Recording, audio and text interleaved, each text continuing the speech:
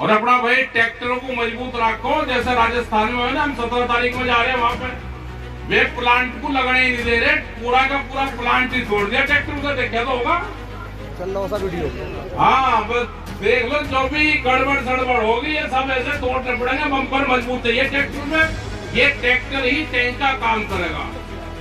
तो भाई पूंजीवाद देश में हावी हो गया, उसका मुकाबला करना पड़ेगा।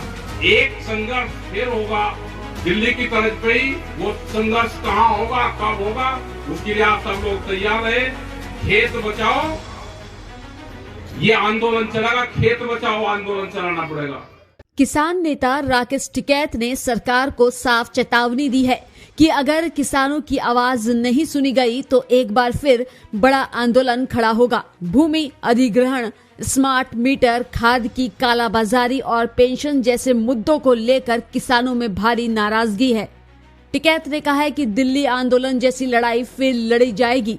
उन्होंने किसानों से ट्रैक्टर मजबूत रखने और खेत बचाओ आंदोलन के लिए पूरी तरह तैयार रहने की अपील की। वॉलमार्ट जैसी कंपनी इस देश में बड़े व्यापारी के क्षेत्र में आ रही है, तो लड़ाई तो आपको लड़नी पड़ेगी। आपको उलझा दिया धर्मवाद में, जातिवाद में, भाषावाद में, और आपके पूरे सिस्टम पे कब्जा कर रहे हैं। आपने देखा होगा कि हाईवे की जितनी भी जमीनें हैं आपकी, सब जमीनें बिकी। हाईवे की जमीनें सब बिकी। बड़ा व्यापारी उद्योगपति आपकी जमीन को खरीद रहा, वो कृषि में बेनामा करवाता है, उसके बाद वो दीवार खड़ी करता है। दीवार पर अगर कोई ट्रैक्टर ट्रॉली टच हो गया तो मुकदमा लिखा जाएगा। किसी किसान का नहीं मुकदमा लिखा जाता, उस व्यापारी का जरूर मुकदमा लिखा जाएगा। सब जमीनें व्यापारी खरीद रहा है, क्योंकि जो क्लोज था वो क्लोज इसमें से हटा दिया गया। 25-30 साल पहले ये जमीनें जमींदार और जो व्यापारी था, जो बड़े लोग थे, वो जमीन बेच रहे थे। आज वो जमीन खरीद रहे हैं। तो एक बहुत बड़ा षड्यंत्र रचा जा रहा है कि हमारी फसलें तो दिन के उजाले में भी नहीं बिकेगी, लेकिन हमारी जमीन आप सौदा कर दो, रात के अंधेरे में भी बेनामे होते हैं। आज रात के अंधेरे में भी तो जमीन बचाने का आंदोलन चलाना पड़ेगा, बीज बचाने का आंदोलन चलाना पड़ेगा। स्मार्ट मीटर लग रहे हैं, बिजली अमेंडमेंट बिल। जब दिल्ली में 13 महीने आंदोलन चला तो उसमें एक समझौता आया था कि हम इस बिल को नहीं लेके आएंगे, लेकिन उसके बाद में भी वो पटल पर रखा हुआ है और उसके लिए प्लेटफॉर्म तैयार करा जा रहा है कि स्मार्ट मीटर लगा के, उन कंपनियों की शर्त है कि आप स्मार्ट मीटर लगा के मीटरिंग करके आप हमको दे दो, हम ये बिजली प्राइवेट सेक्टर खरीद लेगा। अगर इसका देखना है उदाहरण तो आ जाओ आगरे में, वहां पे टोरंटो कंपनी है, उसने वहां पे प्राइवेट सेक्टर उसमें बिजली बेचता है। वहां का किसान मतलब 10, 15, 20 और 30 लाख रुपए का किसान के ऊपर कर्जा है उनका। उन्हें बिल पूरे दे रखे हैं, लेकिन जो कंपनी का रेट है वो रेट का डिफरेंस है। सब किसान कर्जे में वहां पे है। जाओ नोएडा के लोग, आप जाओ नोएडा में, कुछ क्षेत्र में वहां पे भी बिजली प्राइवेट है, आप जाकर उनका भी हालात आप देख लो। तो हमने सब सरकारों को कहा, सारी पार्टियों को कहा, उत्तर प्रदेश में जितनी भी पार्टी चुनाव लड़ेगी 2027 में, ये ध्यान से सुन लेना, यहाँ पे एलआई और इंटेलिजेंस के लोग होंगे। जो घोषणा पत्र में बिजली का वे कानून लेकर आएंगे, जो बढ़ाएंगे, जो अपने घोषणा पत्र में स्मार्ट मीटर की बात करेंगे, जिसकी भी सरकार बनेगी तो स्मार्ट मीटर लगेगा, नहीं तो स्मार्ट मीटर उत्तर प्रदेश में नहीं लगेगा। अपने घोषणा पत्र में लेगा पहले। फसलों के दाम नहीं, यहाँ पर जैसे बताया कि आपके हमारे एमएसपी पर फसलें नहीं बिक रही, हमने बार बार कहा कि एमएसपी गारंटी कानून जो भारत सरकार ने एमएसपी तय कर दिया, उस पर एक कानून बना दो कि इसके नीचे पे कोई व्यापारी खरीद नहीं करेगा। उस पर एक कानून बनाओ, लेकिन कानून नहीं बनाएंगे क्योंकि ये सरकार व्यापारियों के हैं, उद्योगपतियों की है। किसानों की फसलें लूटनी है, वे गोदाम में बंद होनी है। भूख के आधार पर देश में रोटियों की कीमतें तय होगी। अभी तो 5 किलो अनाज दे रहे हैं ना, अभी तो वे बेकार हैं। और उनका सिस्टम कब्जे में आया तो जितनी जिसको भूख लगेगी उसी के आधार पे इसके अनाज की कीमतें तय होगी, क्योंकि अनाज पे कब्जा उन्हीं का होगा। फसल पर अनाज सस्ता, और जब आम कंज्यूमर खरीदेगा तो अनाज महंगा।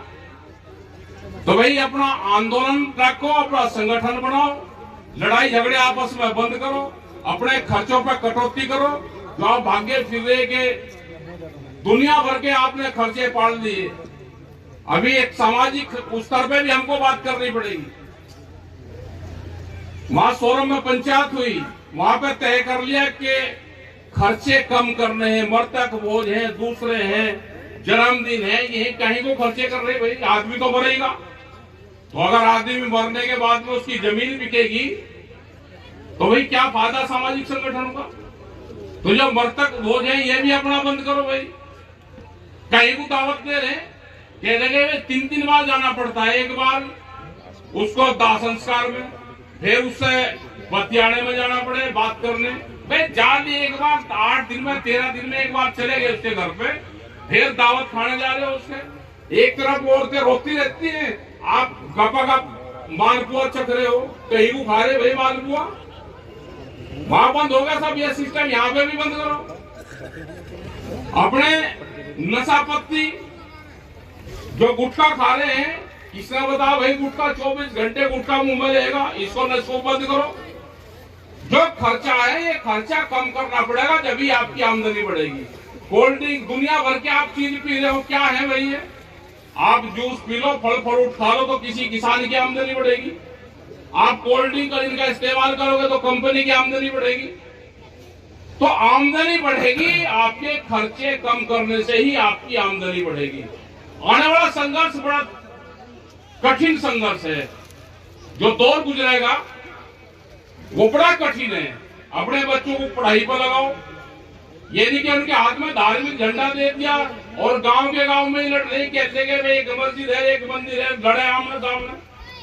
वे कोई नहीं लड़ रहे, ये सब गांव के लोग आपस में लड़ रहे। बच्चों को एक भावनाएं भड़का दी हमारे बीच में, ये कह लगे भाई इससे डरिए, उसे कह दे कि उससे डरिए। अपनी पढ़ाई पर ध्यान रखो, झगड़े हो रहे तो उसका आपस में बैठ के फैसले करवाओ, खर्चों में कटौती करो, और अपने खेत पे ध्यान रखो। आपके खेत पे निगाह बड़ी कंपनी की है। यहाँ पे रास्ते के लिए अभी लोग आ रहे थे, एक हाईवे निकल रहा है, 2013 में सर्कुलेट बढ़ा और उसके बाद में सर्कुलेट नहीं बढ़ा, जमीन उसकी आज ले रहे हैं।